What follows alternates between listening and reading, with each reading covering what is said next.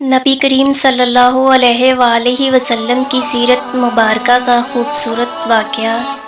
قافلہ ابھی شہر سے تھوڑا پیچھے تھا کہ موسلا دھار بارش شروع ہو گئی۔ اونٹوں پر لدا ہوا سامان تجارت جو کہ کھجوروں اور اناج پر مشتمل تھا بھیگنے لگا۔ بارش سے محفوظ جگہ پر پہنچتے پہنچتے آدھا مال بھیگ چکا تھا۔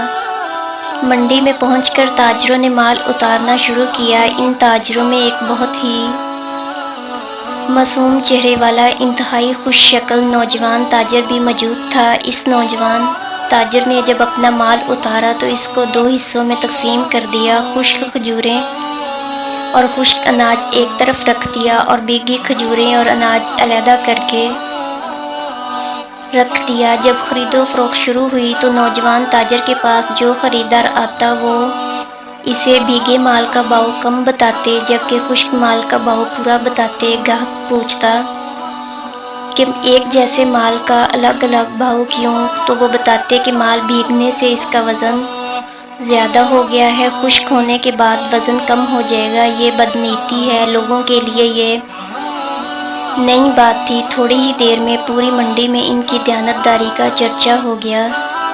لوگ جوق در جوق معصوم صورت والے تاجر کے گرد جمع ہونے لگے۔ ان کے اخلاق کے گرویدہ ہو گئے۔ وہ معصوم اور خوش شکل نوجوان ہمارے پیارے اور محبوب آقا نبی کریم صلی اللہ علیہ وآلہ وسلم تھے۔ محمد صلی اللہ علیہ وآلہ وسلم